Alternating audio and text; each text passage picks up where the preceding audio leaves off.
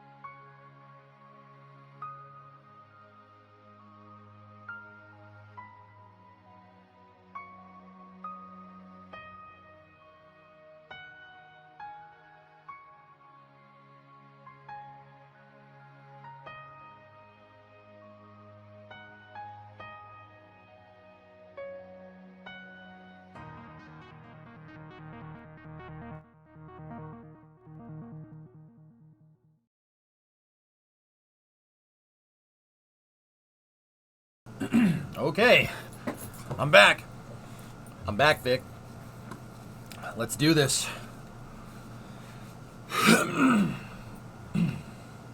What do I have linked up? Okay. Welcome to Space News, everybody. It is currently 5:26 p.m. on Thursday, September 14th, 2023. And I hope your space news will be great. I hope you will learn something. I woofed that sandwich, I'm not going to lie to you. Yeah, I hope you learned something today. Let's see what we got. Oh, I woofed that damn sandwich. That was crazy. Crazy. Ah, yes. Yeah, how about we start off with this? This is coming from SpaceX. Whoop.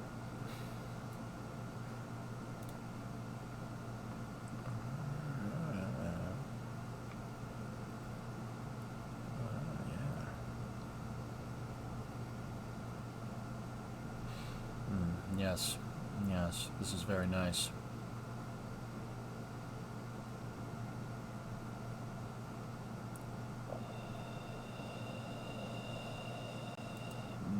Monkas. Monkas. Eee, that's nice. Yes, very good. Oh, hey, look, a Raptor test from 2021. Yeah, all right, fine, whatever. Here, what about this one? When was this one, Thomas? Huh? No, not that one. No, not that. No, not that. How about this one? What about this one, huh? When was it? Headphone users, by the way. Headphone users. Headphone users.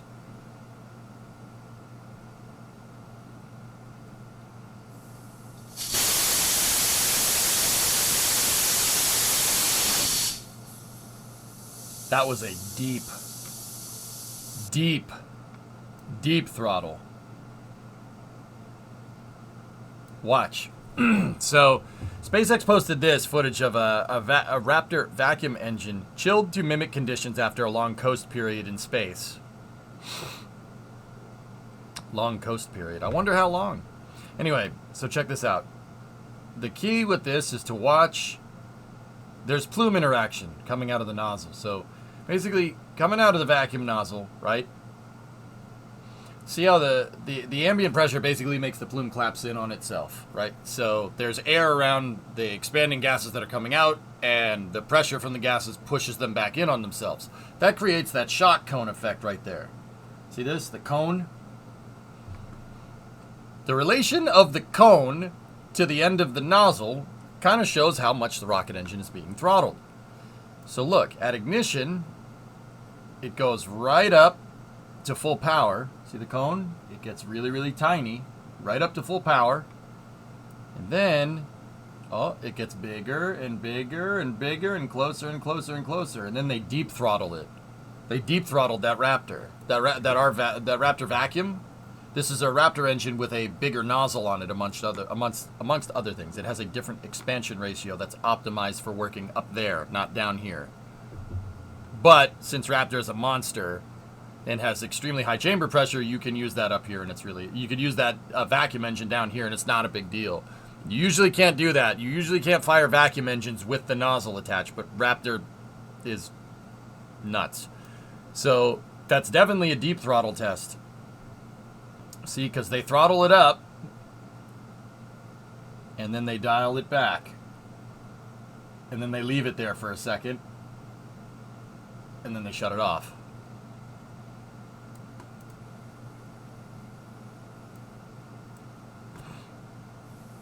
Yeet! This chill down test was to ensure it could fire after a coast for HLS. Yeah, yeah, that's, yeah, could have told you that. Wonder how close it is to flow separation? Not very. No, that's...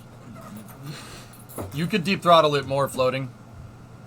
It's that even for whatever that is, whatever throttle that is, like 50% throttle, that's still ridiculous, man. The blog post actually had more info, but the actual blog is returning a 502 error. Oh no. A 502 error.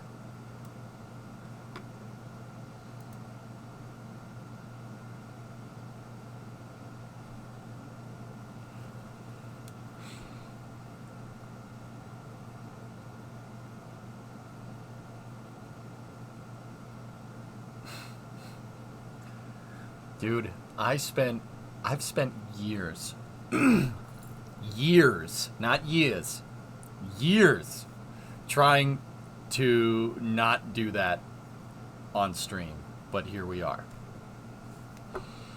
That freaking character, the Space Boston guy that we play on, that, you know, the character that kind of RP there in Starfield. Yep. I've spent years trying to not do that on stream. And I had it down to a T for a pretty good while. But nope, it's seeping through the cracks, probably because... What happens if you do not shut it down and keep deeper throttling it? Does it go boom? Or does it just shut down on its own? Boom, Finn. 1,000 different things can happen. So, alright, take a look. Actually, that other video that Thomas said was from 2021. This one is a really good example. Now, keep in mind, this is an atmospheric raptor. It's a little bit different. But this footage right here really shows exactly what I'm talking about. Okay, so this plume is called... This is... See... Rewind 5 seconds. All right. See, this is a really high exposure, right? Meaning that the aperture on the camera is open for a longer period of time. This really gets you really good imaging of the nozzle. All right. So, look at the plume. Right here, you see how you can kind of decipher that the nozzle is somewhere right here, right? Obviously. But if you look at the plume, right when it gets to the edge, it bows out just a little bit. You see how it kind of goes up? How it kind of flares out a little bit? That is called underexpansion, meaning your nozzle is underexpanded for the amount of hot gases that are coming out. The plain English way of explaining underexpansion is that the nozzle is the right...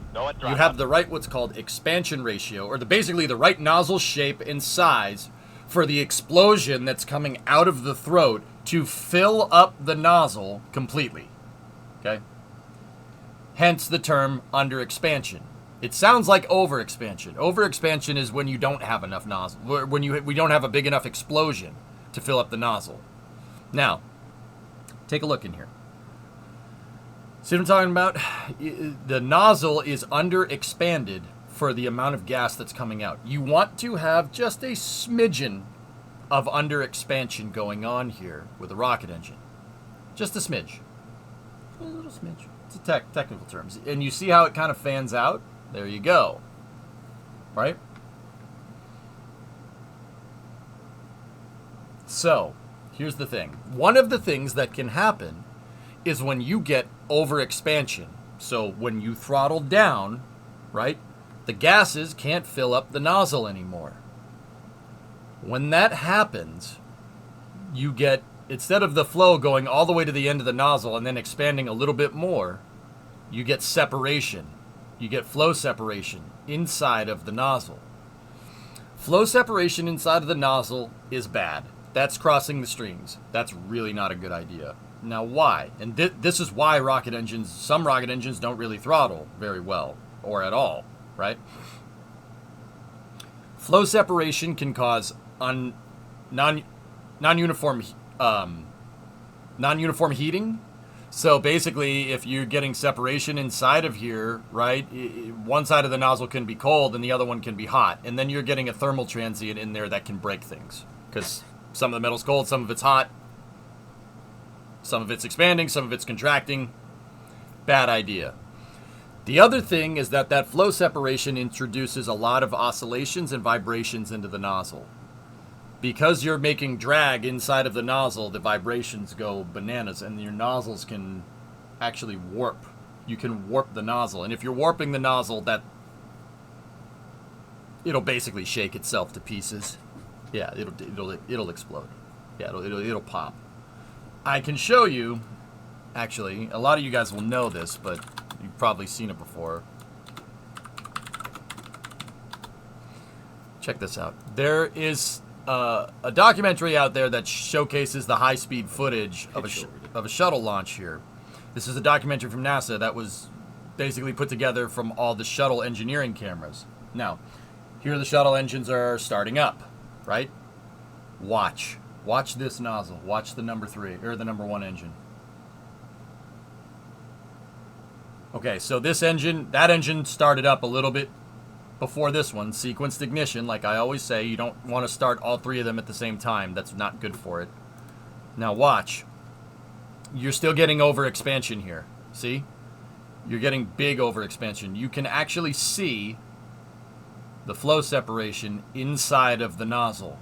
See it right there? This one, you see a little bit less flow separation. There's huge plume overexpansion. Why? Well, the engines are starting up. They have turbines in them just like anything else. You got to spool the turbine just like you spool a turbocharger on a car, or a jet engine doesn't have instant throttle response. It's right? So the engine is starting up. So the throttle is down right now. Your throttle doesn't. Your throttle is very, it's very low. You're deep. That's basically what happens when you deep throttle. Now watch this footage even further. Watch what that flow separation does. Oh. See? Did you see that? I'll show it to you one more time. Watch the outside. Watch the rim of that nozzle. When the engine is throttling up.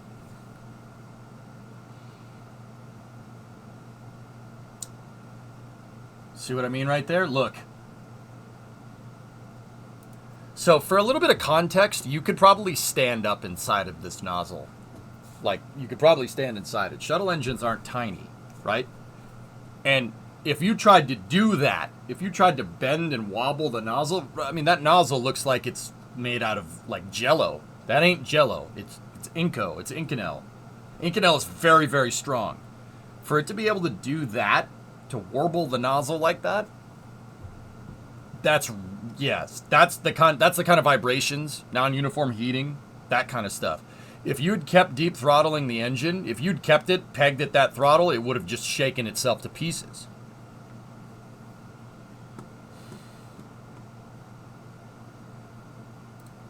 You also don't want the engine to do this.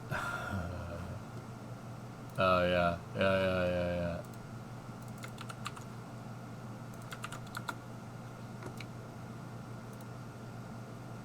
Main combustion chamber PC lead jet failure. Yeah, okay, what do we got here? So the trick with deep throttling is to make enough expansion without flow separation, and just before flow sep, that's the min thrust you can have. Did I get that right? Yep. And it depends on what your engine is trying to do. What are you trying to do? You could always just give it a smaller nozzle and change the geometry of the expansion ratio.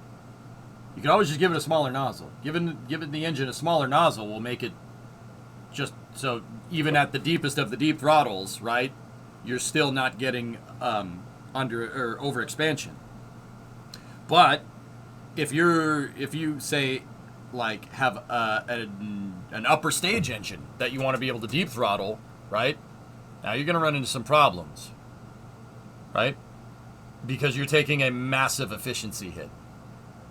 Because when you're up there, long story short, when you're up there, in the vacuum, there's no way to keep the gases coming out of the engine to keep going that way. You're venting into a vacuum. Basically, if you have think of it like if you have a garden hose and you turn the garden hose on, the water kind of just keeps going in that direction, right? It just has momentum. How a vacuum engine and how gas propagates out of a vacuum engine when it's firing in space, put your thumb over the garden hose. Shoots out all different directions. So the bigger nozzle you have, the higher expansion ratio that you have with an upper stage engine, the more efficient you're going to be because the nozzle is taking more of those gases because it's longer and forcing it in that direction. Same kind of idea as having a firearm with a longer barrel, right? There are other factors. Just making something have a longer barrel isn't going to make it shoot further. There's a lot more going on there. And just like a rocket engine, there's also a lot more going on there. Let's see what happens here. Oh, the combustion chamber. This said MCC, so main combustion chamber. That doesn't look good. This is a shuttle engine test from the 70s. Oh, okay. And then another thing that can happen, dude, is that you can get detonation. Oh boy. Yeah, that's.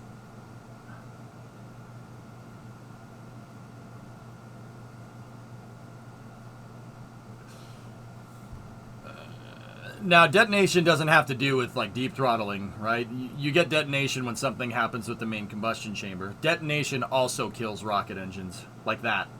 Like...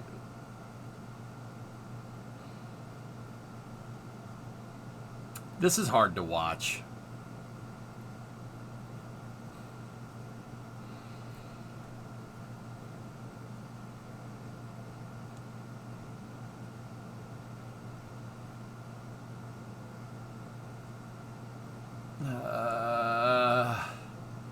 No, this is... I don't think so, Flecken. Oh, dear. It's like watching a train wreck, dude. I can't look away.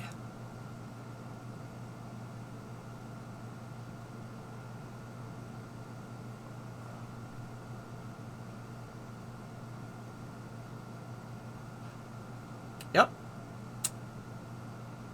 Yep. Does that mean it's not... Does that mean it's not test firing anymore? I think... Guys, I think it broke.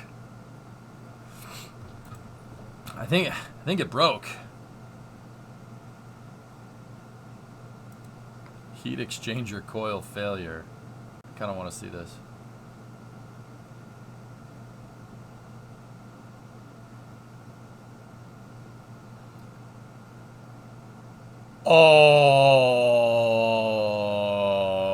Oh, you got a leak. You got a leak there, buddy. That's propellant that it's shooting out. Oh, this is going to be a big explosion.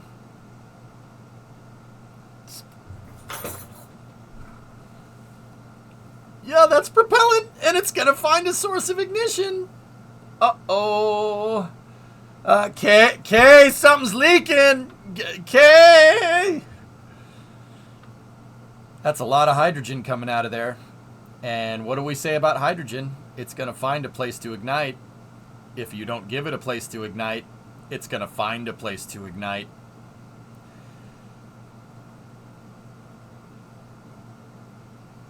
I think they shut the rocket engine off before that got any worse.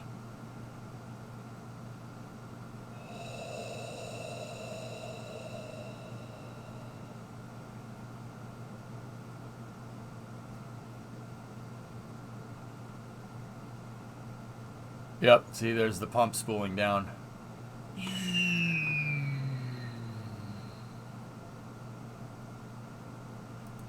How did that look out the business end? Yeah, the shut off, dude, that was about to blow up. All that dark stuff that came out, it's, yeah, hydrogen. How does that look down here? Oh, this looks nice. Oh, nope, yep, nope, that's not good. It worked for a second. It worked for a second. Like a split second. Watch. Yeah, see, there you go. Good throttle up right there. Oh, no, back a frame. Yeah, see, right there. See, there's the cone. The cone is going down. Perfect. Throttling it up. And nope. Oops. I'm telling you, starting the engine is one of the hardest things that you can do. That's super freaking difficult. Like, just starting a rocket engine is insanely difficult. That's a very complicated thing to do. Like, think about starting a rocket engine. Like, if you have a car with an internal combustion engine in it, right? Think about it like this. Shifting it into neutral, putting your foot all the way to the floor on the accelerator, and then starting it. It's that kind of stress. Like, that's not good for an engine. The only way that would work and you wouldn't destroy the damn thing is if the engine was at operating temperature.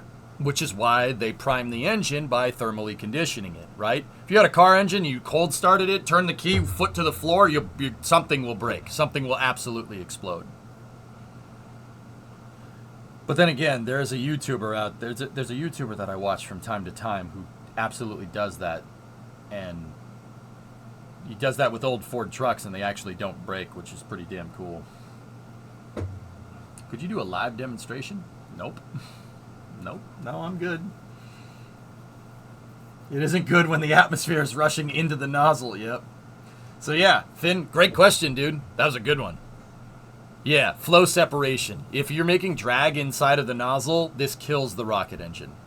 That's not good for it. High pressure oxidizer turbo pump capacitance probe rub. Oh yes, give that leg a good rub. What happens here? I know what the HPOP is. I don't know what the capacitance probe is. You don't need to worry about a cold start. Just give her... Oh, no! No! No! Oh, did you see it? Did you see it? I saw it. That... Oh! That was graphic. So... RS-25's Space Shuttle main engines, Block 2 SSMEs, which are Space Shuttle engines as well, they have 4 turbo pumps. You have low-pressure oxidizer, high-pressure oxidizer, or the oxidizer power head, and then you have low-pressure hydrogen and high-pressure hydrogen. High-pressure hydrogen is also called a power head. They have 2 low-pressure pumps that feed into the high-pressure pumps. Now, why do you do that? Because, well, long story short, stage combustion cycle. There's 4 turbo pumps on a shuttle engine. It is very complicated. Now, with that being said, see that pipe right there? That pipe goes from the low pressure pump to the high pressure pump. See that pipe? Yeah, that goes from one to the other. Yeah, that disconnected. Yeah, yep. Oh. That's pipe int. Oh, that's awful. Yeah, this is probably a big mess to clean up. So it's separated, right? And then the turbo pump. Look, dude, just 2 seconds of that thing separating, the turbo pump, the high pressure oxidizer turbo pump just is like, nope, I'm done. Boom, see ya. It's toast. It's just, that's it. And that's what I mean. Like, you know, we saw that failure where they broke that pipe, the pipe on the hydrogen side, right? And they shut the engine off. Dude, all it takes is a second. Like less than a second, a millisecond, and your rocket engine will go from having a bent pipe to being in pieces on the bottom of the test stand. That's why it's tough, man. It's hard to start a rocket engine. And SpaceX is just trying to do it 33 times all at once. Like, whatever. High pressure oxidizer pump, liquid oxygen, primary seal failure. Oh, this should be good.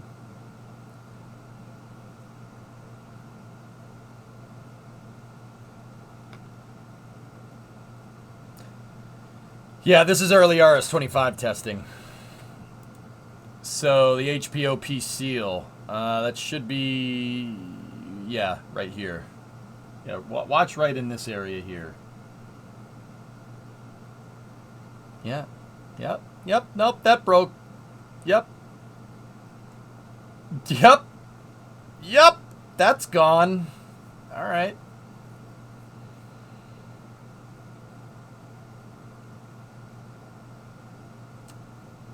Yep.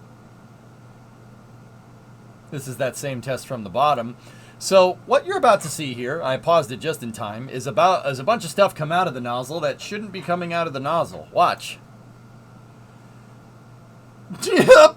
Okay. Well, nope. There's your hydrogen, low pressure hydrogen, and then this is the down pipe to the high pressure oxidizer pump. It's right there. That's the avionics. Dude, you don't even see the thing fail. It's just like, Yeah, I don't wish to be a turbopump anymore. Bye-bye. Dude, that's freaking graphic, dude. Yeah, watch this. Note, also on a side note, this is a early shuttle test. This is an early shuttle engine. Look at the expansion ratio on the nozzle. That's different than a regular shuttle engine. They closed up the expansion ratio a little bit. Now watch it fail.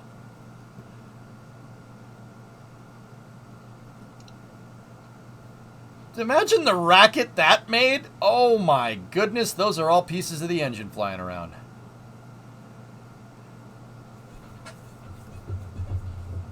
I think this is what happens when your turbine impeller decides it wants to identify as a grinding wheel. Yep, and it grinded its way out of the motor. I'm pretty sure that's what happened there. Pretty sure. I'm pretty sure that Oh, bearing failure. Oh boy, a spun bearing on a rocket engine. This is gonna be fun. Did you major in physics? No.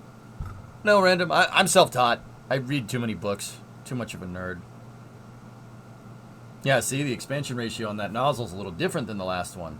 Oh! Ho, ho, ho, ho, ho, ho. That's bad. Yep. Yeah, see all those? Those are all little sparks. That's bits of motor that just got just ground up by the turbo pump. Yeah, Raven, this is cool to look at, man. I mean, nobody got hurt with this. This is just watching propulsion failure. I mean, the shuttle engine is still good by today's standards because I mean, look at how many they sacrificed. Oh, that's awful. So, look. You see all this crap coming out the bottom? Hydrogen. Why? Well, the hydrogen pump's still spinning. Now what? Look at all the liquid fuel coming out of there.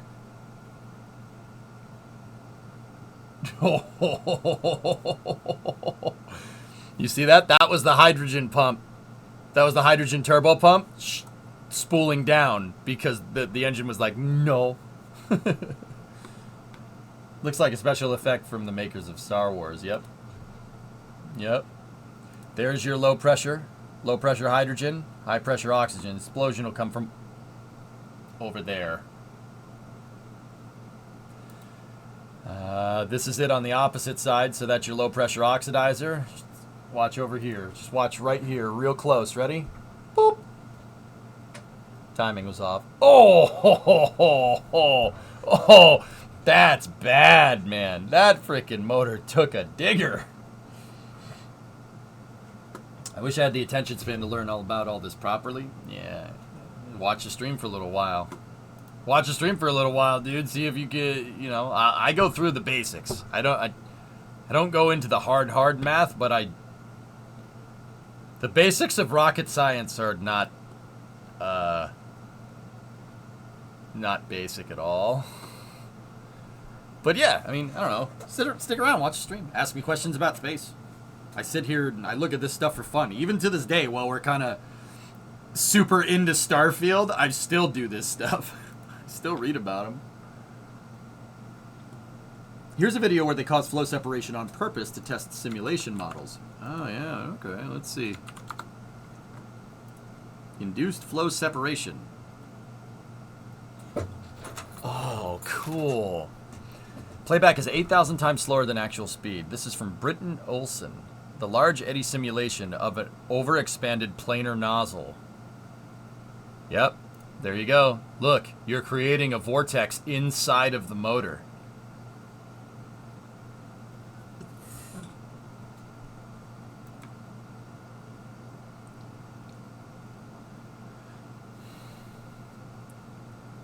Yep, there you go. Hey, Finarl, you still here? That's what deep throttling does. That's awesome. Look at the shock waves, dude. See what I mean about the shock cone?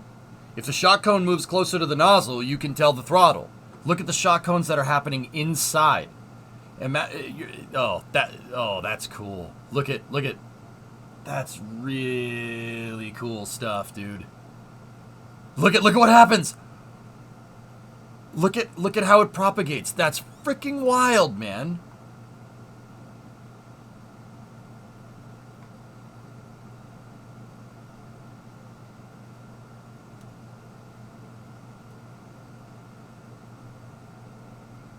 What the absolute snot.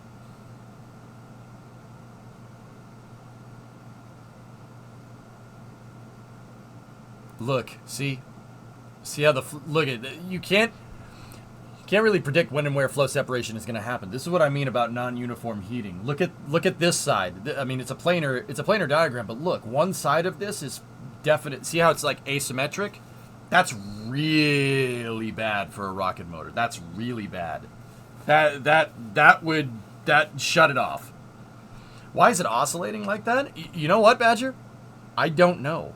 I don't know why the shock waves oscillate like that, but I do know that that's what causes the vibrations. I don't know why they do that. That's a little bit out of my purview there. But look at him, dude.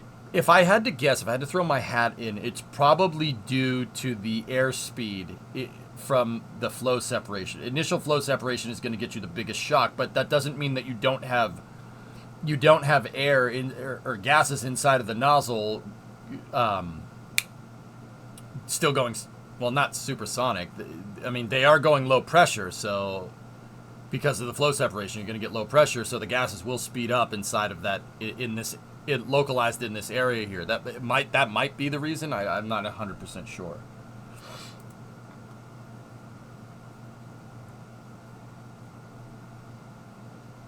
That's really cool.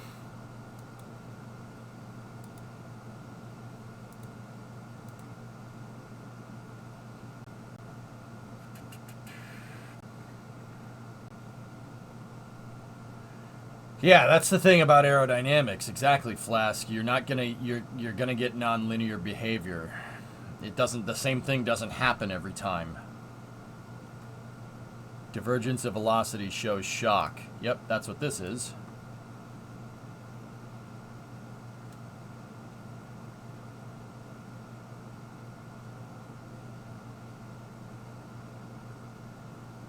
That looks like something from somebody's nightmare.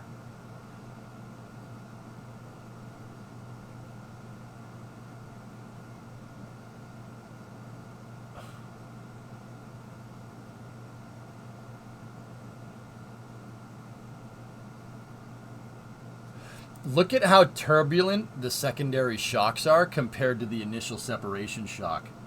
That's weird, man.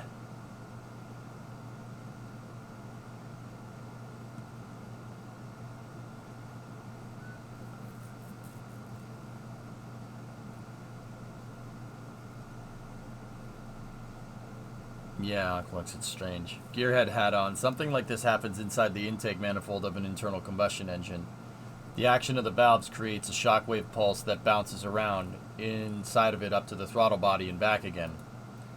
Yep. Plenums, dude. Plenums. That's why plenums exist, dude. Yep. Well, part of the reason. But yeah, cool, right?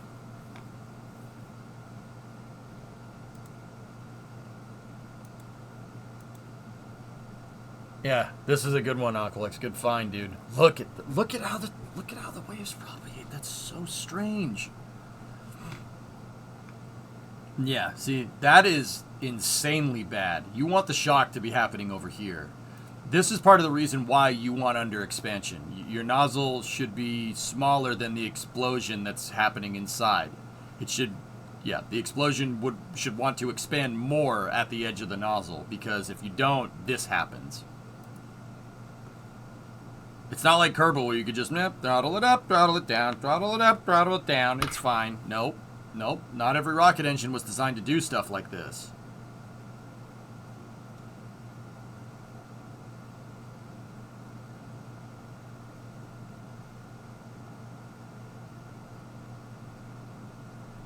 Hey Vulcan, what's up? Dude, look at the secondary shock waves from the interaction of the separation on either side. Look at how the secondary shock waves propagate during deep throttling.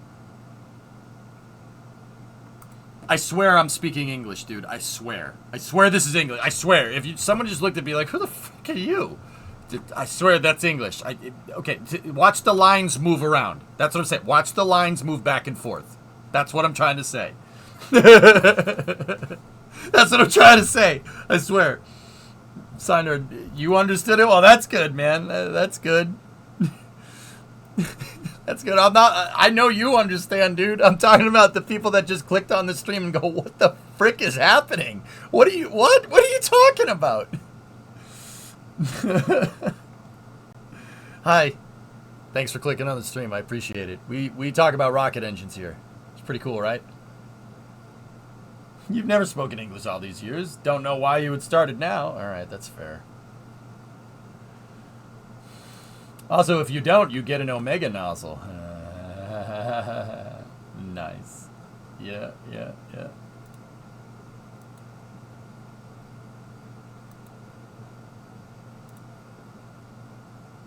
Yep.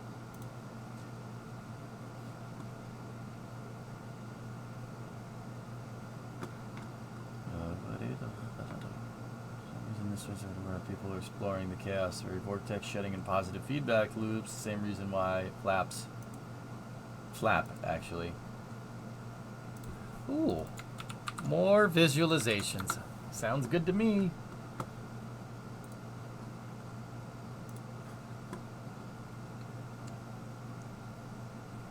Time-dependent computational fluid dynamic simulation, vortex shedding.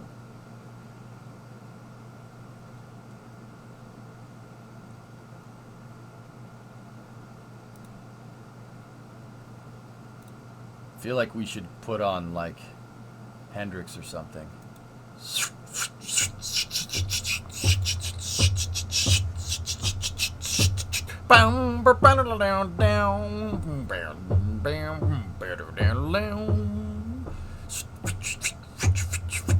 But first, are you experienced?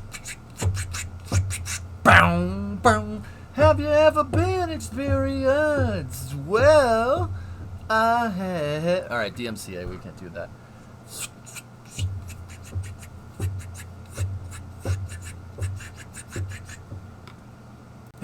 All right, anyway. Look at the forces being applied to the ball in the graph. No, I saw it. They were oscillating it, and it was creating sinusoidal repleneration. It's really cool, man. It's kind of still wild to me that we don't really understand why that does that, but we know that it does that, but we don't understand why it does that. That's really cool. My raffle copter goes.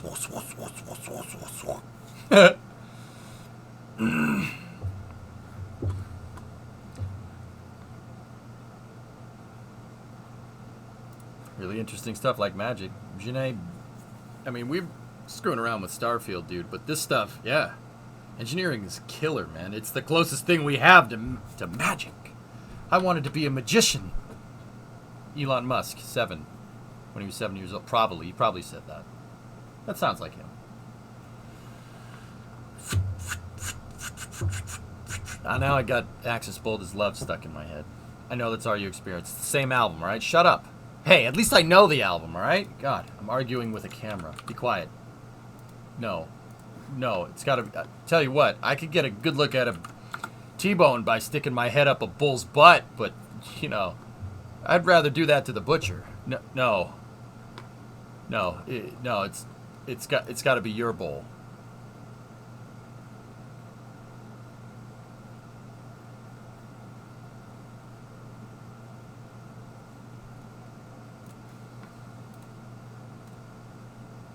Rocket nozzle startup. Oh, wow.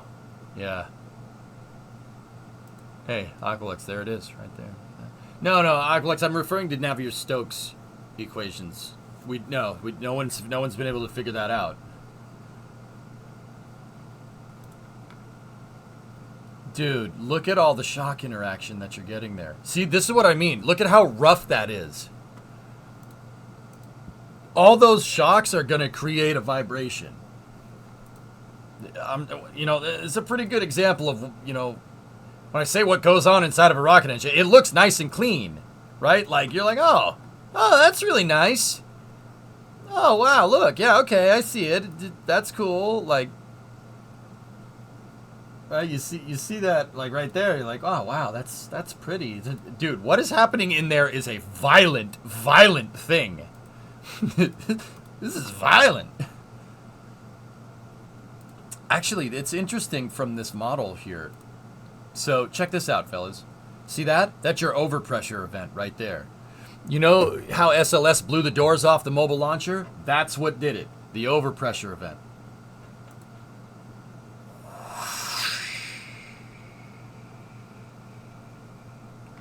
If you're going to argue with inanimate objects, you need to drink. I got beer in the fridge. Cool. Tori's secret spot. Oh, okay. Anyway. Great conversation. Finn, excellent question, dude. That was awesome. I'll never not want to talk about how rocket engines explode. In good ways and in bad ways.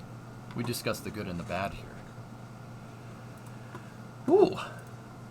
Looks like we got some launch footage from the Silent Barker mission, which was last weekend. It's funny, you walked right by that camera. The flex! The flex! Vulcan right now. Hey, you know where the Atlas V weight room is? You know where the weight room is? Yeah, I'll check it out. Hey, look at my farmer's tan. Are you looking at my farmer's tan? Yeah, oh yeah. You know where the weight room is? I'm just kidding, man. That's awesome, dude. Stoke fiery fart footage. Oh, excellent. Yeah, we gotta go over that. Now watch this. So check this out. Now this is 5 rocket engine, it was a 541. It was Bruiser, right? That thing has a single RD-180 in the first stage, the core stage, and then you have 4 GEM-63s. It's a 551. 5 GEM-63s. Now watch over here. So there's a pad deluge. Well, actually, it's a flame trench sound suppressor. The pad deluge is over there. This is a flame trench sound suppressor. You can see the overpressure event propagate through the sound suppressor. Watch right here. Ready? At engine ignition. Scoosh! See that? Cool, huh? Woohoo! Actually, take a look here. Watch. So, right there, there's your RD-180 turning on. And then when the 5 GEM-63, these white boosters attached to the side, you'll know. Just watch over here. You'll know when they ignite. Right around there. What a monster. Oh my goodness. Did you see it? The flames are like, yeah, we're coming out of you. That's awesome, dude.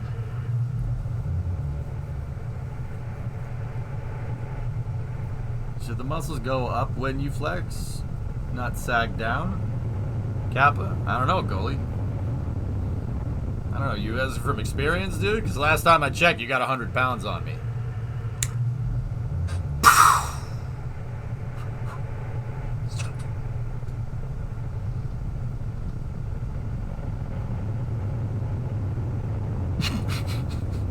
Sorry.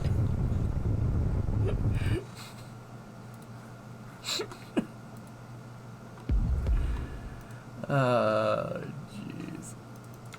Last one showing the maw of glory. Oh, more. Bits for the spray tan? Dude, I'll take a spray tan over the farmer's tan, you know what I'm saying?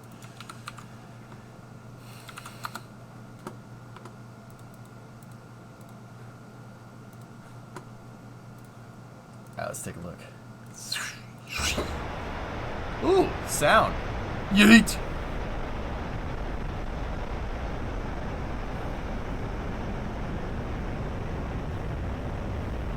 Now, think about that. Think about all the things that we just saw with igniting rocket engines. Now, don't get me wrong, Atlas 551 is not the most amount of rocket engines, but that's still 6 rocket engines all igniting at like very close to each other.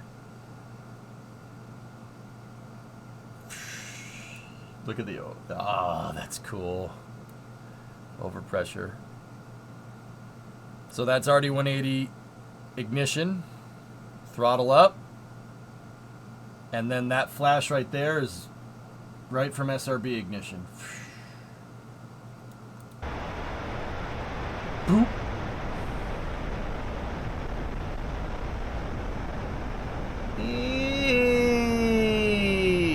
That's nice.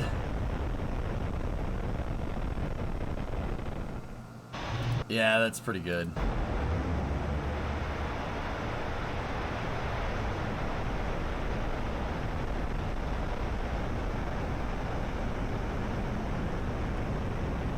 That's awesome. That is awesome.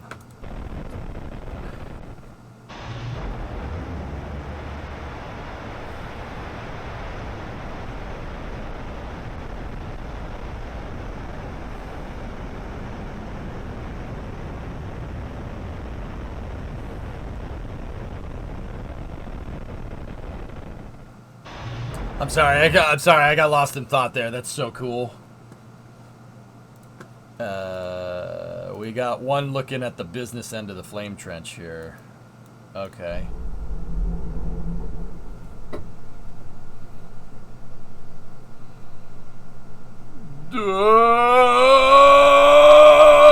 Run!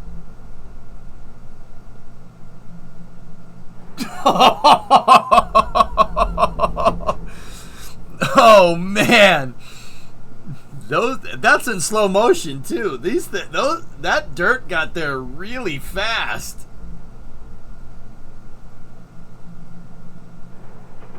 Dude.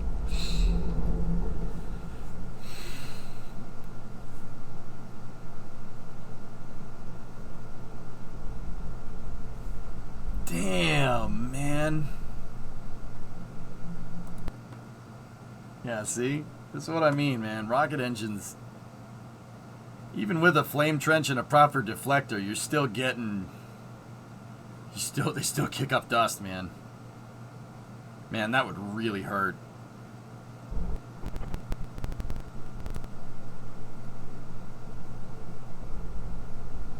It is kind of fascinating to look at, though, huh?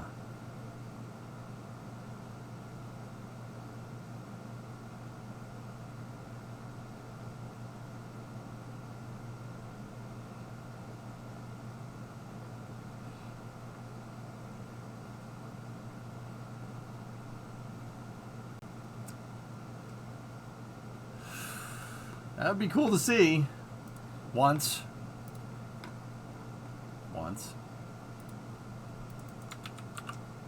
Okay, here's the recap from the Silent Barker mission. Thank you.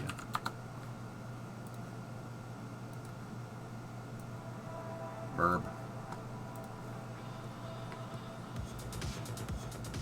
Status check. Received terminal cap. Propulsion. Go. Pneumatics. Go. LO2. Go. LH2. Go. S-gas. Go. Electrical systems. Airborne. Go. Ground. Go. Facility. Go. RFSTS. Flight control. Go. CCQ. Go. Op support. Go. Go. Umbilical. Go. ECS. Go. Redline monitor. Go. Quality. Go. Op safety manager. Go. ULA safety officer. Go. Equal system engineer. Go. Anomaly chief. Go. Range coordinator. Clear to proceed. Launch director. Launch vehicle is ready to launch. Mission director. You have permission to launch. Proceeding with the count. ALC, verify T0 is set for 1247 Zulu. Verified. Oh, that's killer. 2, 1. Oh, that's awesome.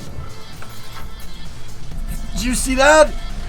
And liftoff of the United Launch Alliance Atlas V rocket, carrying Silent Barker NROL 107 for the National Reconnaissance Office and the United States Space Force. That's killer, man.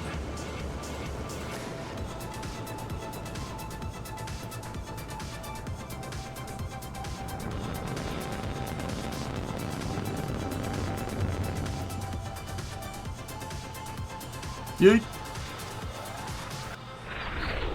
Can we just... I just gotta go back here and just... If you don't mind.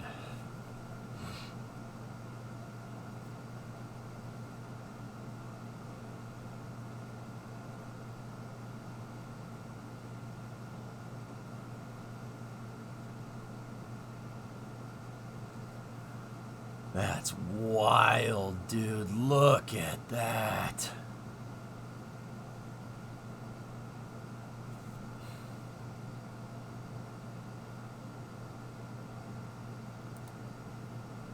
Oh, these are all the different views from that.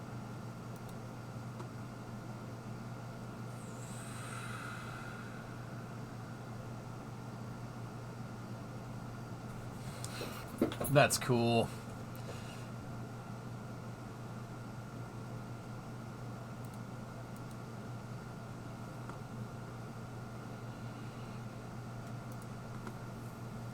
Here, my turn to flex. Dude, see, like right there? I've stood right there. Not when the rocket was going off, but it's still cool to see.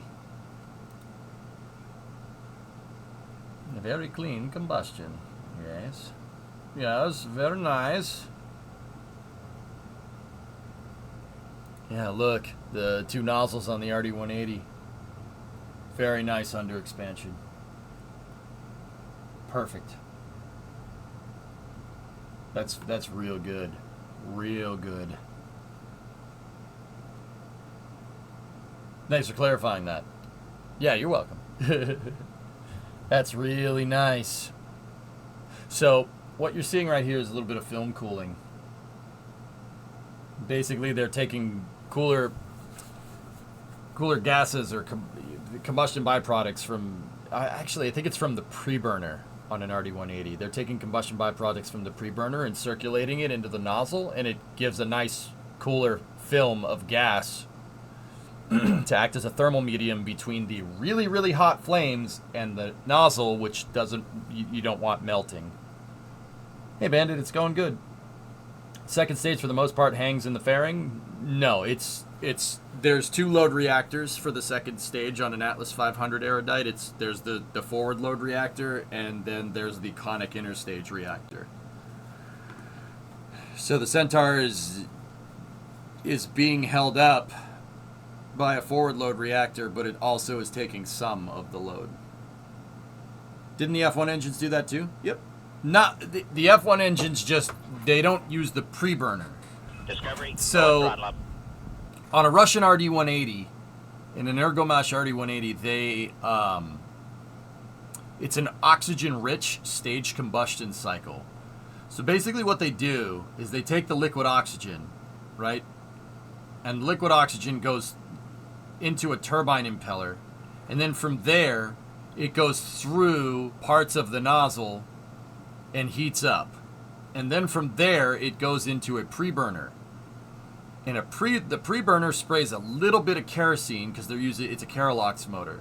Sprays a little bit of kerosene into that oxidizer and it burns it. Basically what that does is some of the kerosene combines with some of the oxidizer coming into the pre-burner. And the resulting explosion takes the liquid oxygen that's coming in and basically expands it. It's an explosion, right? But there's not enough fuel to explode all of the oxidizer. It's a very oxygen-rich explosion. What happens there is that it basically evaporates all the remaining liquid oxygen into gas. If you have gas, that oxygen gas going into your combustion chambers from there, if you spray fuel in, it's much easier to get atomization with your oxidizer as a gas and your liquid fuel as a fuel. So you spray fuel at low pressure into really low pressure, or you spray fuel at high pressure into really low pressure oxygen, or atomized oxygen, or not atomized, gaseous oxygen, right? And more of those kerosene hydrocarbons will combine with oxygen and explode. Don't get me wrong, them combining doesn't make them explode. You still need a source of ignition, right? But you get more efficient atomization if you turn your oxidizer into a gas before you deliver the liquid fuel to it. So the RD-180 uses the oxidizer because it's a semi-cryogenic propellant. It uses the liquid oxygen to cool the nozzle, and that heat exchange right there actually gets the oxidizer to thin out, and then they blow it up. They blow up the oxidizer, and it gets it to spread out even more, and then they put that into the engine.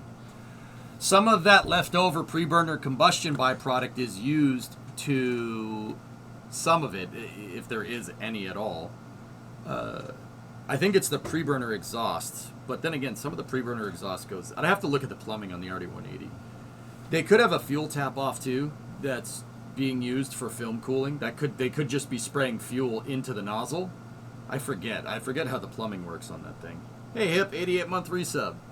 Now, Aqualux with an F1 engine. An F1 engine doesn't do oxygen-rich stage combustion. An F1 engine is a straight gas generator. So there is instead of a pre-burner, you have a gigantic gas generator and turbine, and that turbine is spinning a liquid oxygen impeller and a kerosene impeller. Those two go into the combustion chamber, and how they get atomization is the way they spray the fuel and have the fuel impinge on each other. Fuel oxidizer impingement is what that's called. That's in the injector plate. The injector plate does that. Basically, it looks like a shower head. You have a shower head? Shower head. You take a shower. You know how you have the settings on the cap, and one of them is like a mister setting that shoots it out in a cone, kind of like that. But you have fuel and oxidizer being shot out in a cone at each other, so they hit each other and they atomize. Discovery, go at throttle up. The gas generator combustion byproduct goes into a manifold on an F1 engine, and that goes into the nozzle.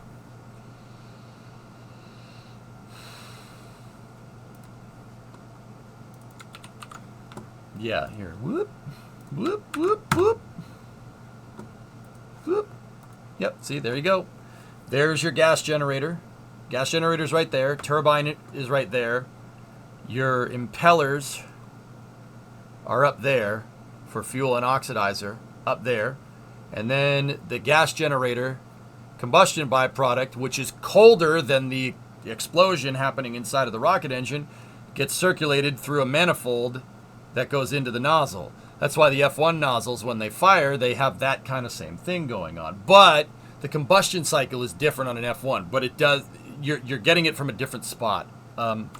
I got to figure out where the RD180 gets it from. Hold on.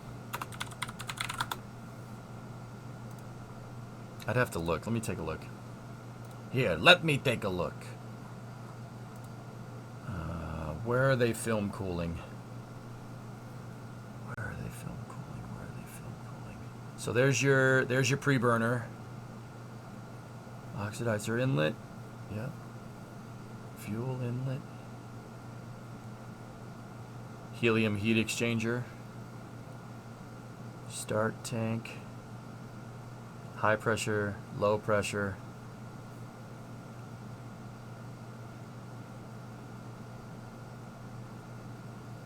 Yeah. Yeah, there's straight spraying fuel. They have a tap. They have a tap going into it. See? They're tapping off their fuel line and using fuel line pressure to film cool the nozzle. Yeah, see, film cooling valve. Yeah, so it's not off the pre-burner, it's straight. They're just spraying straight fuel into the nozzle. Which is fine, that's okay. It works. Works pretty damn good, actually. The reason why they're doing that is because when you have an oxygen-rich stage combustion cycle like this, heat is your enemy. That's why you see a helium heat exchanger in this design. And look, they're tapping off the, we'll call it an intake manifold runner, right? They're tapping off the intake runner for turbine actuation, but they're exchanging it through a helium cooled heat exchanger that uses gaseous helium for heat exchange there. Helium's really good at absorbing heat. That's why they're using it.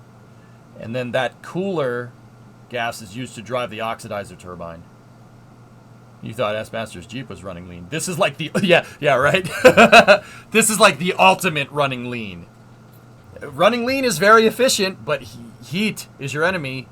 The reason why heat is your enemy is because all that extra oxygen that you spray in there because you're running lean, yeah. That heat has to go somewhere. From the, it absorbs all that heat from the combustion. It has to go somewhere. Hey, at least the RD180 works. Oh, ho, ho, ho, ho. Damn. If I were planning a visit to a decent space museum, is there one you'd recommend? Where are you, TJ?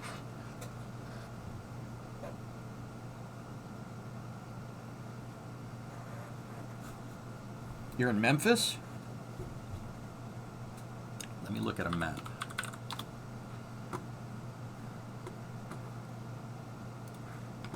All right, hold on. Dude, first off, just go to the Smithsonian.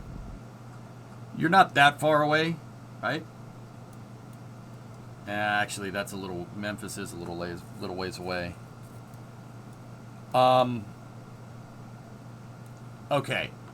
If you're in Memphis, go to the U.S. Space and Rocket Center in Huntsville. Go here. The U.S. Space and Rocket Center in Huntsville is awesome. Awesome. Here, it's right here. There is so much goodies in this museum, it's unbelievable.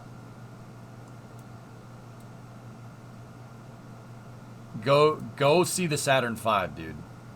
So check it out. They got Saturn V test article parts sitting outside. I absolutely hate that that's what's going on, but they do. Oh, that's there. Huh, interesting. So these are some leftover Saturn V test articles from the Apollo program. Look at those compared to the cars. Saturn V is on another level huge, and there's a real one inside of that building right there. That one's only a model. You know, plus there's all kinds of goodies back here. Saturn 1. Actually, this picture is a little bit older. There's an SM65, a Chinook, a Huey, the Skylab mock-up for training, which I might add is a real S4B upper stage that they converted for training exercises. There's all kinds of good stuff in here, man. And then of course there's Shuttle Pathfinder, which isn't on there in this. Actually, it's right there. It's in pieces.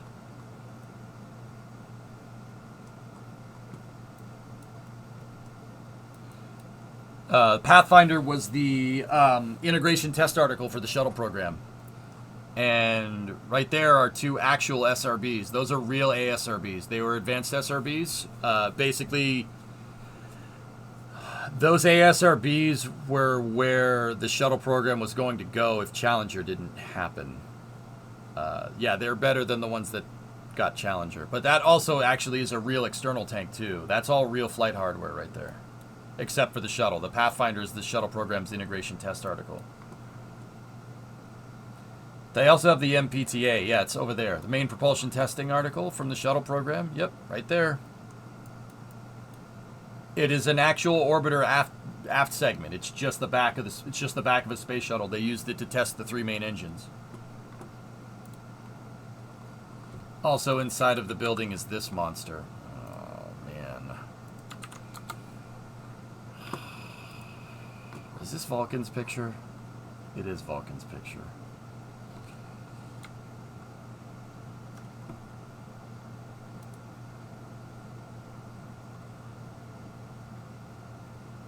Dude, it's right there. It's still in good condition. Yeah, TJ, go to Huntsville. Trust me.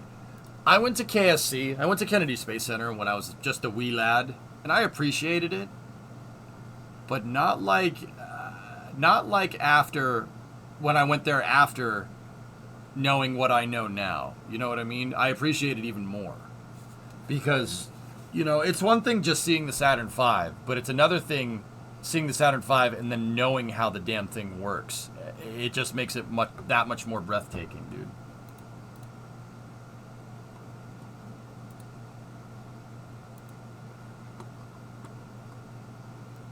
That's the J2X right there. Man, look at that thing.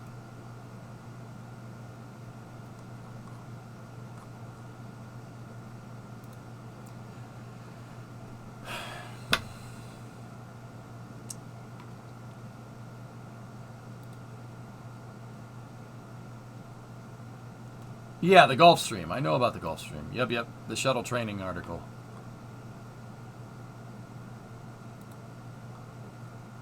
Yep.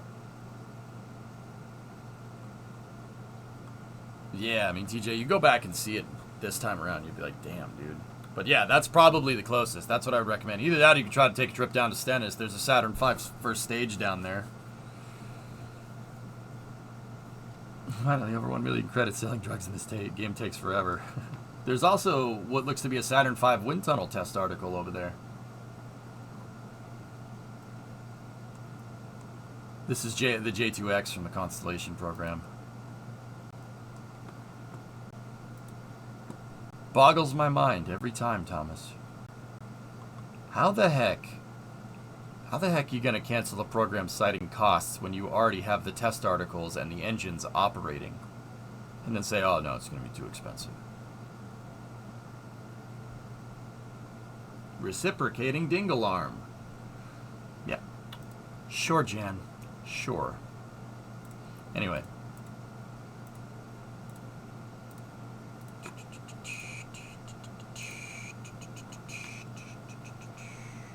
Opinion on umbilical separation from Juno New Horizons.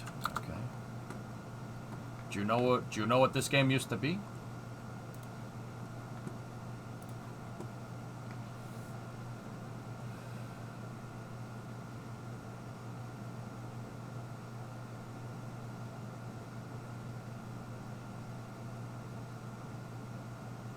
Oh, that's cool.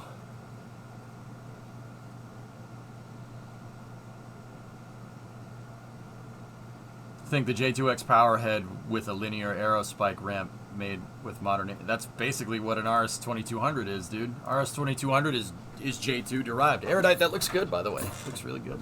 It's J2 derived, dude. So is the shuttle engine. Go figure.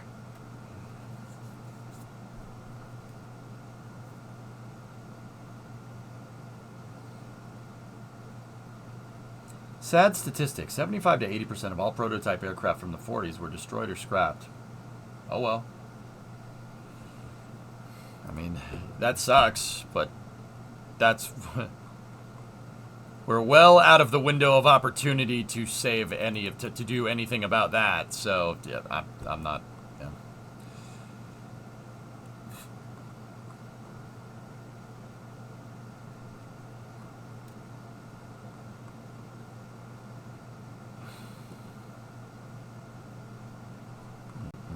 I'm looking for other space news.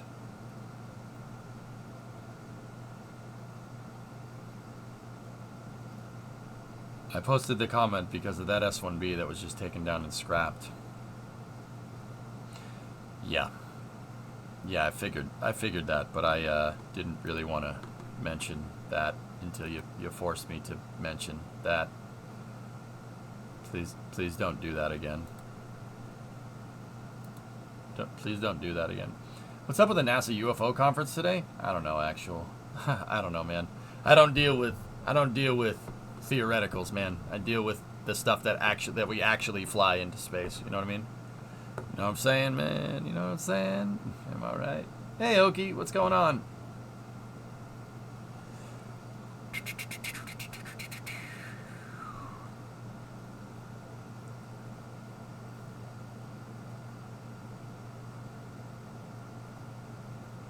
I'm looking around to see if there's much.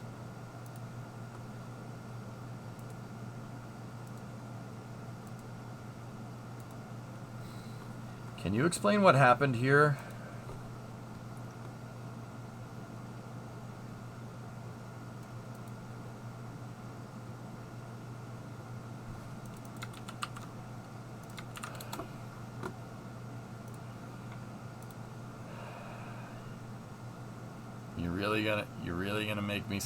You're really gonna make me watch this, huh?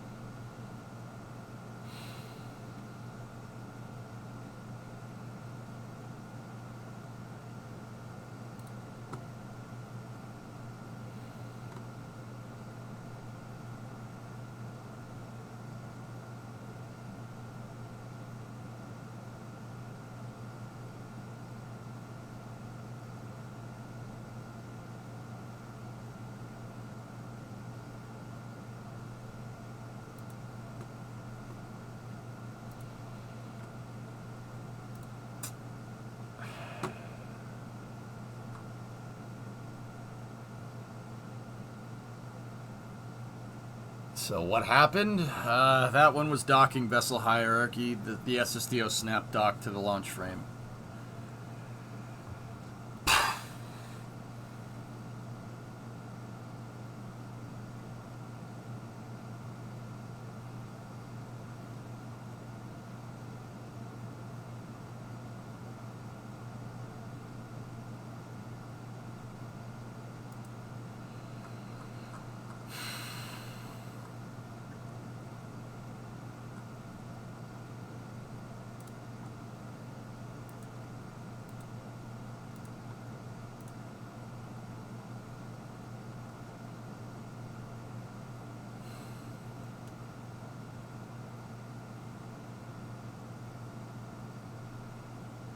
Do you think KSP2 will be better for making things like that eventually?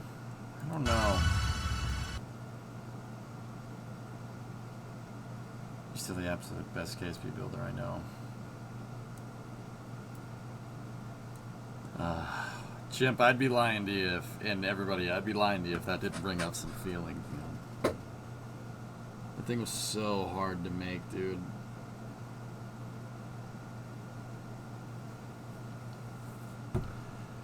It really hurts seeing it go up in flames like that. And that was right... That was like maybe a couple of days in 2021 when a couple days before in 2021 where I just couldn't get it to work. And I got so ridiculously stressed out I took a 6-month break from playing KSP.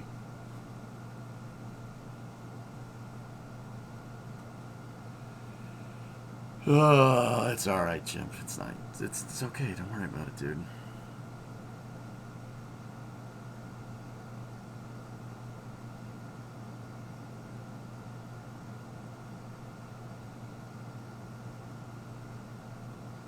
Without any replays and other camera angles, Thomas, it's really difficult to do something like that. If I had replays and cameras on every angle, I'd be able to tell you.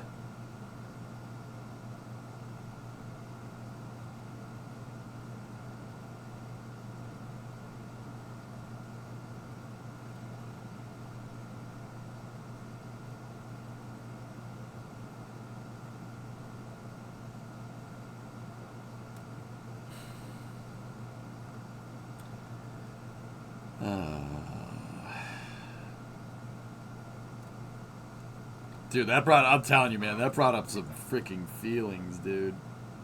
Hey, time to review this one. Man. See, you know where my brain went, Chimp? Why I'm kind of just sitting here staring into the void right now? Where I went with that was... What could I have done different? What? So, I know the problem. I know the problem with the SSDO. We figured it out. I know the problem. The problem is getting any part in Kerbal to hold up a 2,400-ton, fully fueled, single-stage-to-orbit launch vehicle. That's the problem. We have to figure out better ways to propagate load on the launch pad. That's just really difficult to do with 2,400 tons in KSP. Getting it to stand up. It's really, really tough. Oh, boy. On the bright side, look at this paper Antonov 225. What? Paper? Oh, cool. Yeah, there you go. That's cool.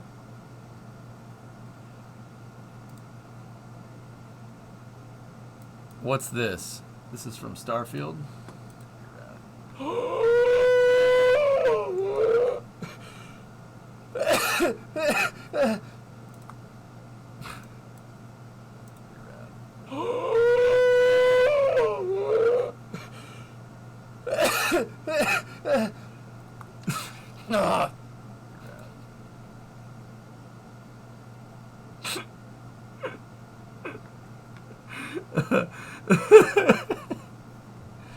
Why did that make me feel better? What the frick, man? What? Damn you, emotions.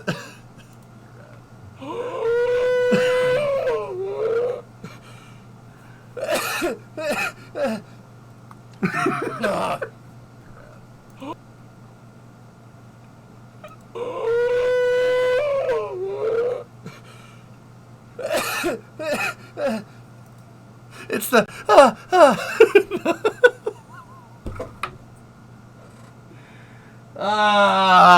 okay. The heck's going on here, dude? Don't worry about it. Don't worry about it. It's fine. That noise needs to be your pit tip alert. I don't know if I can make. That wasn't planned, dude. I didn't. So like I knew there was a toys. I knew there's a toy space shuttle in Starfield. I knew that was there. What I didn't know is that vendor had it. So I was like, oh, I'm not expecting to see you here. That's nice. You're such a wiener. That's going on the soundboard. All right.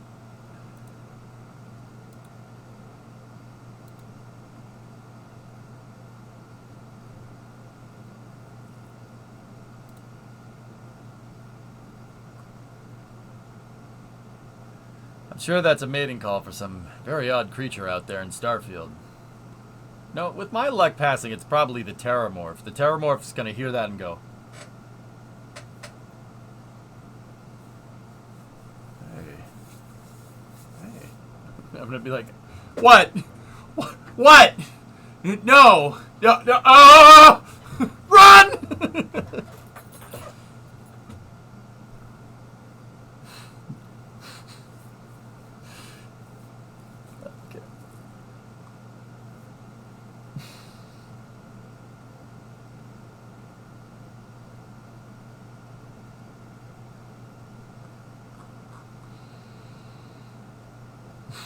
Terramorph use a barrite. Can you make fart noises with your hands?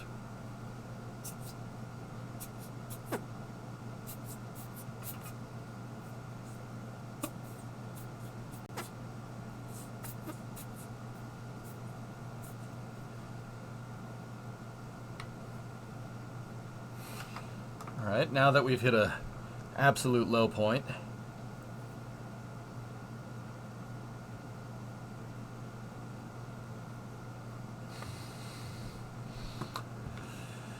now you're on a mission of acquisition. Yep, that's fair. That's fair. 2 to 3 weeks, according to Kathy Leaders for OFT2. Yeah, my 3rd week of September call is off the table. Damn FAA. Here.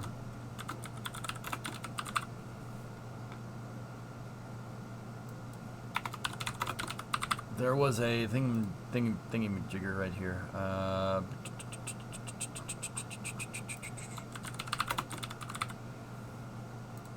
Yeah, right here. This is coming from Space Padre over on the Tweeters. It ate a paper train. Yeah, I saw it. There's an SNCF at the end. I browsed through the video. Oh yeah, Ship 25 got destacked too, which tells me, yeah, that's not happening anytime soon. But I haven't looked at this video from Lab Padre or from Space Padre. Put your flight termination system on, and so Hang on. for flight is to put your flight termination system on, and so all this means is that we're doing one more phase to get ready for flight. And so we're looking at, everybody asked me again too, what's the date? That's the $1 million question. And so we're working through our final stages with our licensing, but honestly also working through, when you got a new vehicle, there's always these last things that you have to check to make sure you get everything right for that flight. And so we're also working through that too, but our goal is for flight. Oh, there's check the thread. There's a bunch of good stuff in here. All right. For the mission, one of the key things you gotta do is to be able to do the flight termination system, like I Was this at a Holiday Inn?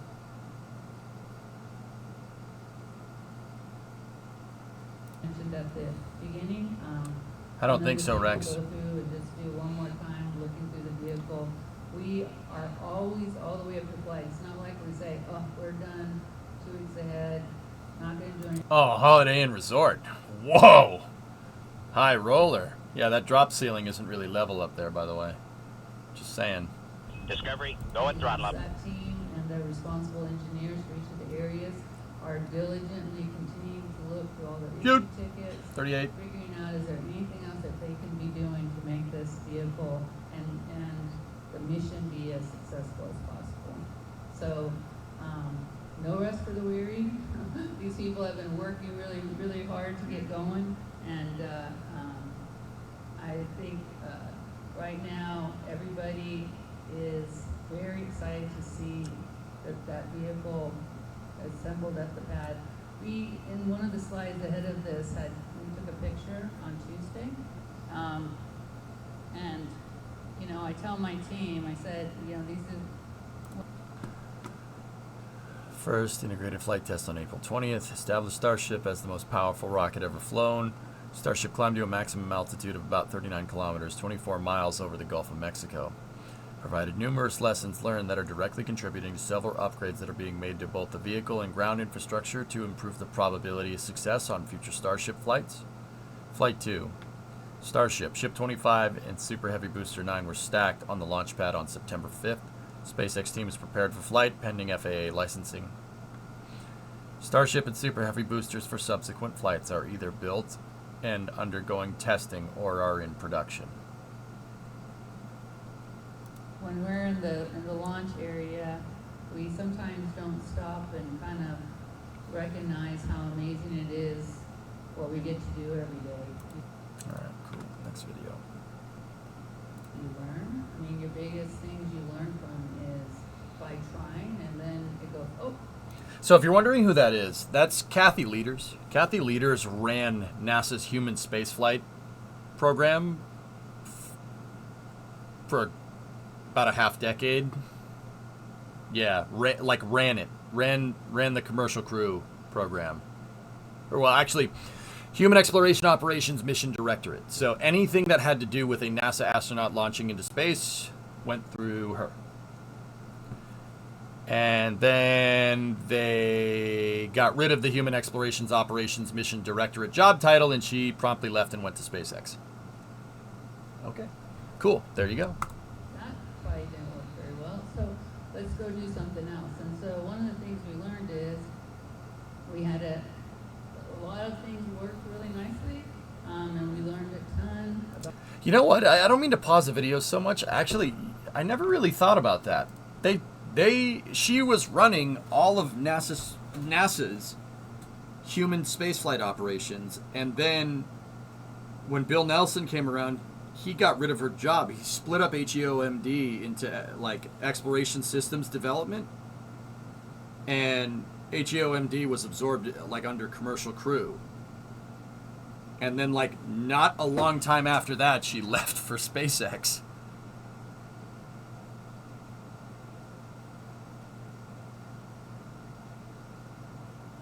Huh.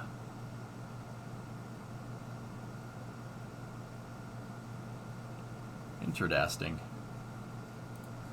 About the booster's the bottom part of the vehicle, but the separation system obviously didn't work very well. And so we're doing a new separation. What are you speculating? SpaceX poached her. They said, we'll pay you more money and you get to do more cool things. And she said, yeah, I'm doing that. Do you think Elon headhunted her? Yeah, probably. And Gerst. Yeah, SpaceX's director of launch operations is a 30-year shuttle program veteran. Yeah, and Kathy is too. She's a flight director. And believe it or not, the guy that runs Commercial Crew right now is an ex-shuttle flight director too, a guy by the name of Steve Stitch.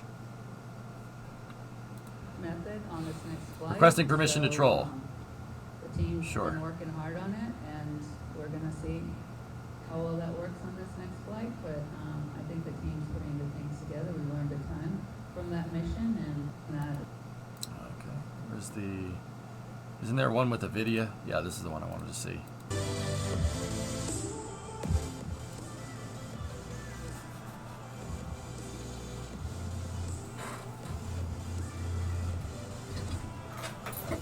Yeah, of course I was. Yeah.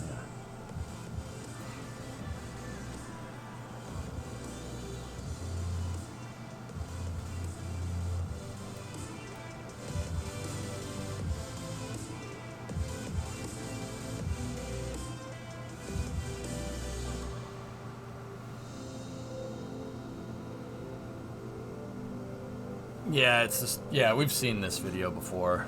Dogs. You like dogs? Chat, you like dogs? You like dogs? Garrett Reisman. Garrett doesn't work at SpaceX anymore. He helped with Dragon development, though, Thor. Nice flanking.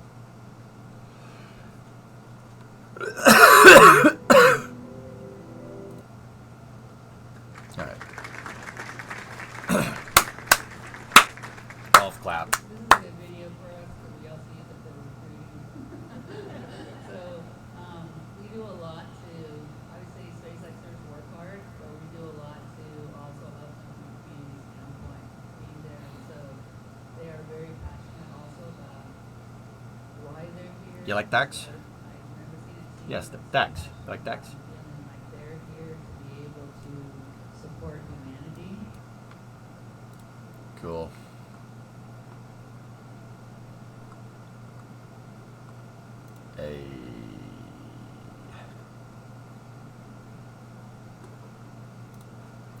Half the time when people say,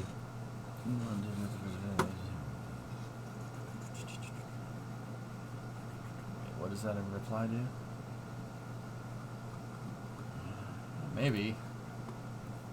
I mean, yeah, I'd like to remind everybody that Elon doesn't run SpaceX. Gwen Shotwell does. Elon's the chief engineer.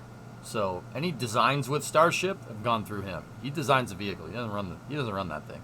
Gwen does. Gwen runs the day-to-day.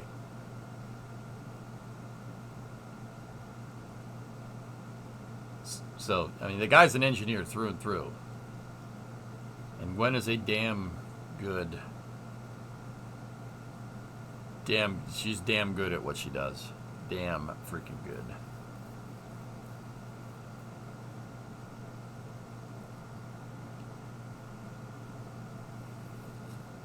Does anyone have a list of former NASA personnel that went to SpaceX? That list is very, very, very, very big. Yeah, it's very big. Yeah, that list is very high. Yeah.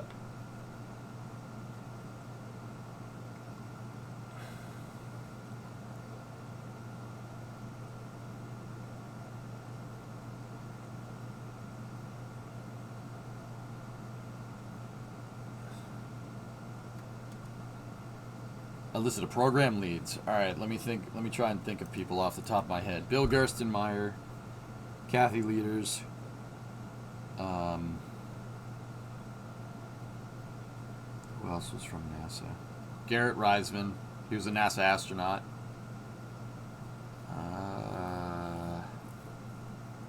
There are more. There's more. There's tons of personnel. It's not just like high-level people, but yeah, those are three that I can think of like off the top of my head. I'd have to go look.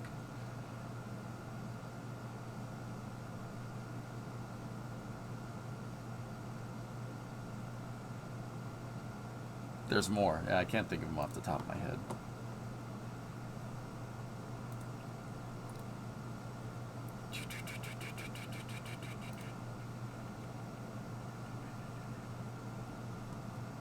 NSF lost to SpaceX? Wait, what, Foz?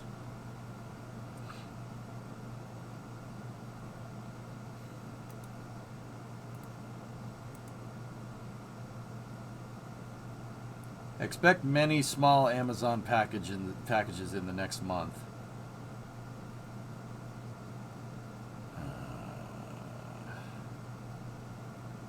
What did you just do?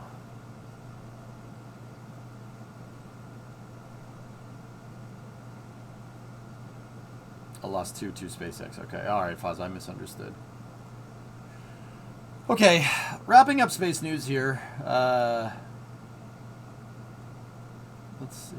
Oh yeah, Chris G and Thomas Berghardt, Michael Baylor. Yeah, there you go.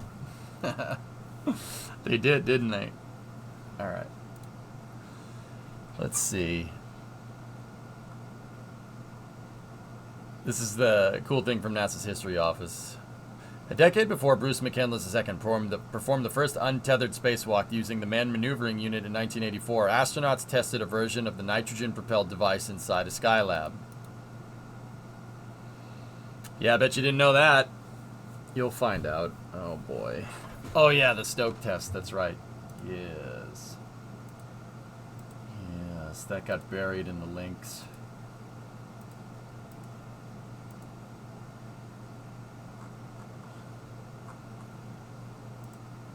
Ah, yes, here we go. So Stoke here. Just in. Flight 59 of Ingenuity is coming up. They did helicopter on Mars. Again. They're still doing helicopter on Mars. So Stoke posted this.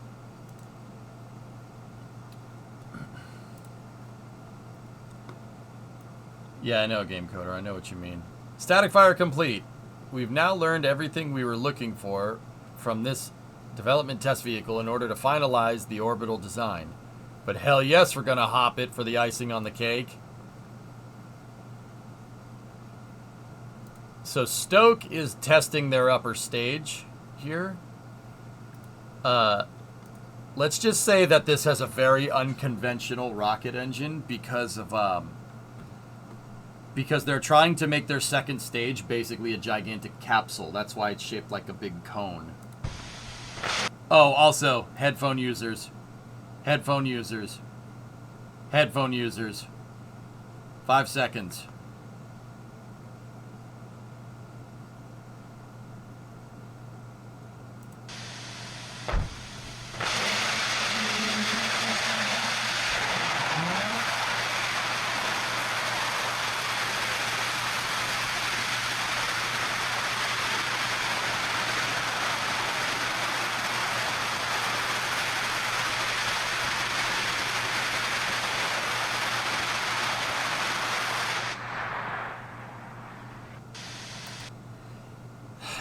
So did you see that? That's one rocket engine. One rocket engine. That is a single rocket motor.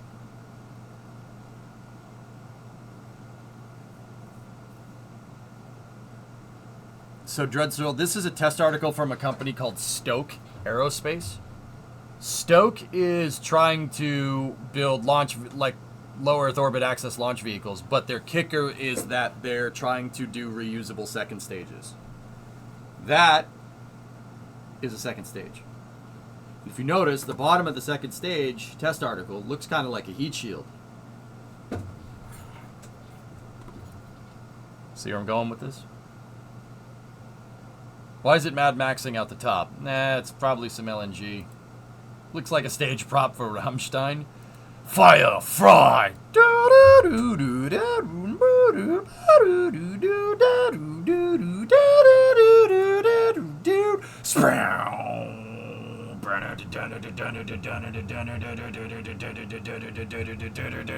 From fire dust wir ausbrennen. Bang, bang,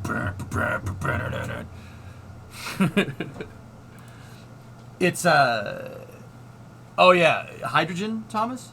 Hydrogen for Stoke? I thought it was methane. Whatever. Okay, doesn't matter. Those are the reaction control thrusters. Hey Stellar, what's going on? The stage is LH2 LOX.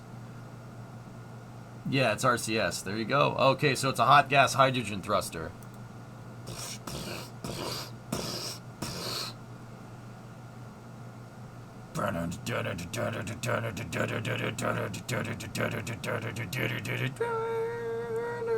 Fire fry.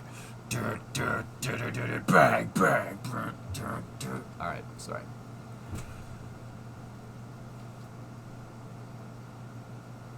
That's awesome, man. That's really freaking cool.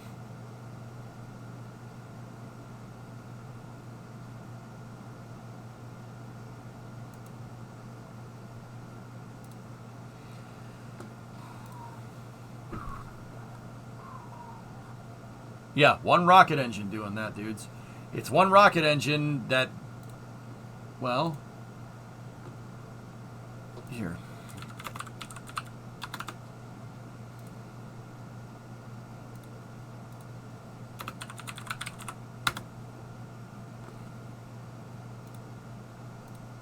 I could sit here and try to explain why the rocket engine, why it's one rocket engine, but here, this will explain it better.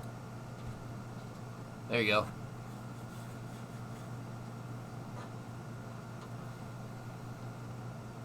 I thought hydrogen burned blue clear.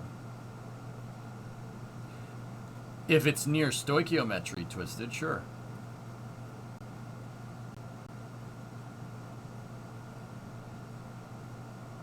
That's not hypergolics, Stellar. No. No, it's hydrolox, dude.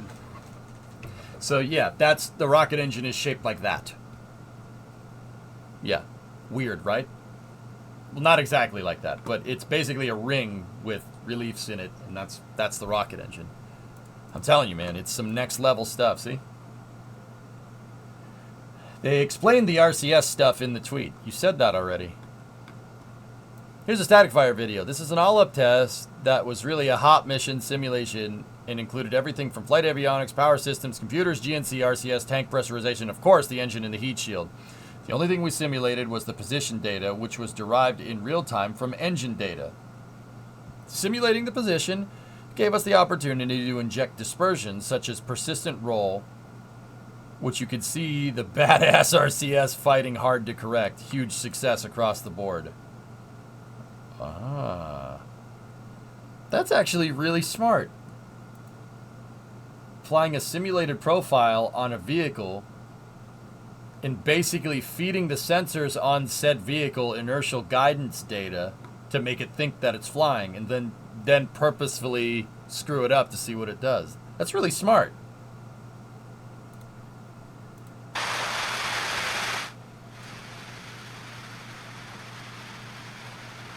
That's really freaking cool. Look at that thing.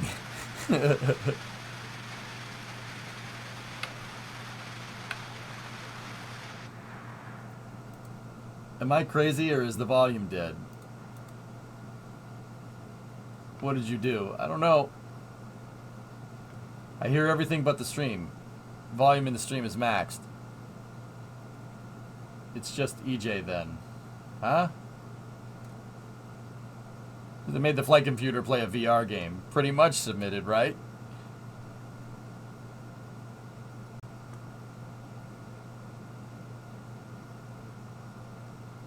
Yeah, it's pretty quiet. I turned the volume down so it doesn't blow people's ears out, actual.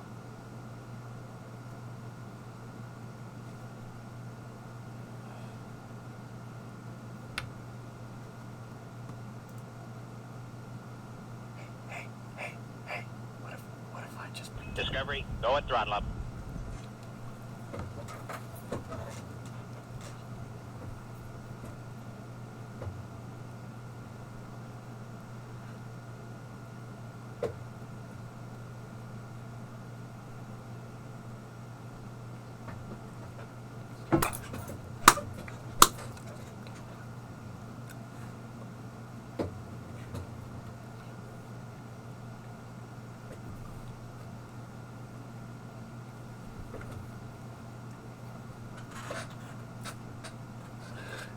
All because you wanted to save a couple of extra pennies.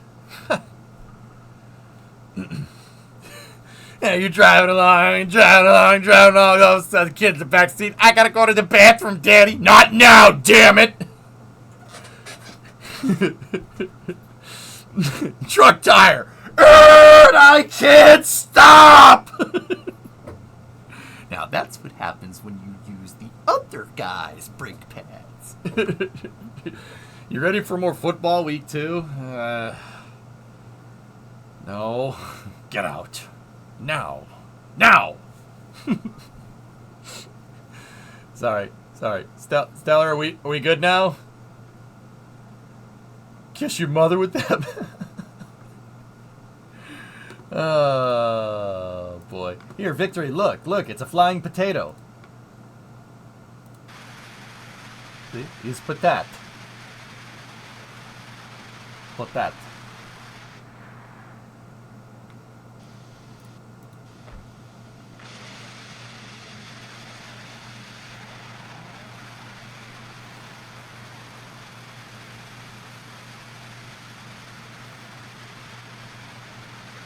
Cool. Von Heiser slide. Bang, bang. Fire, fry. Sorry. Anyway, got promoted after 8 years today. Hey, congratulations. So that's the potato roaster, right? Yeah. You use it to make potatoes. No, the rocket engine is actually toroidal shaped. It's a ring. And then there's little nozzles in the ring, and little rocket exhaust plumes come out of that. The reason why on that rocket, guys, is so they have room for a heat shield. Stoke is working on a second stage here that is supposed to be reusable, i.e. the stage when it deorbits, it comes back down. If you notice the bottom, right? Bottom shaped like a heat shield. See what I'm talking about? I hate it when my toroids flare up.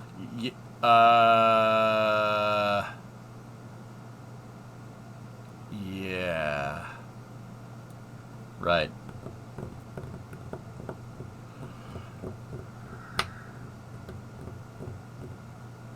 I was kidding. You were kidding? Well, I wasn't.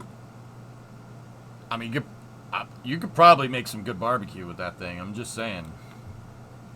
I mean, it does kind of look like a barbecue smoker. Just saying. Like, if I had a smoker and I was making barbecue, I'd probably try to make my smoker look like that. Look like Stoke. It will, you know, we'll have a Stoke Aerospace smoker. We'll call it a Stoker.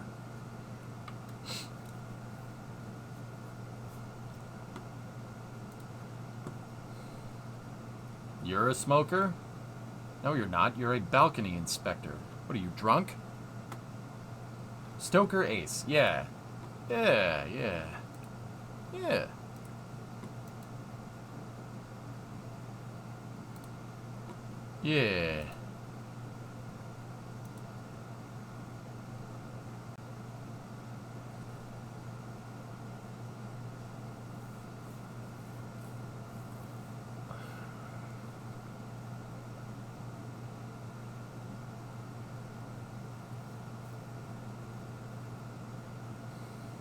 To each their own, I guess. Alright.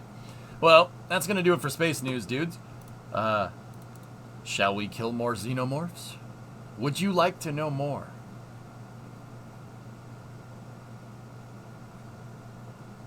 Hey, chat. Who's your favorite little rascal?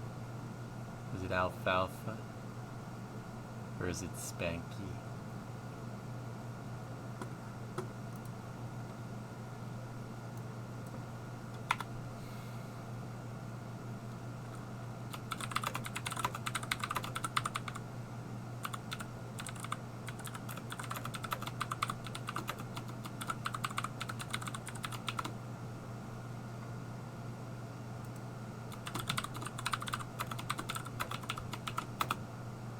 I'm changing the title.